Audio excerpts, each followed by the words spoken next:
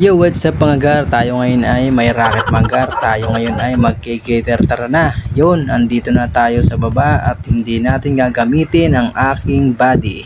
Yun, andito na nga pala tayo sa Alfonso Resort. Dito lang yan matatagpuan sa Ginyangan, Quezon, sa Barangay GC. Yan, nag-promote pa yon.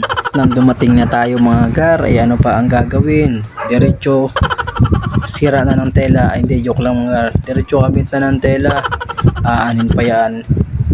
At konting tips sa mga nagkikiter, dapat pag kayo nag-aayos ng lamesa at naglalagay kayo ng tela, dapat kayo nakaluhod. Alam nyo kung bakit? Wala lang, trip ko lang.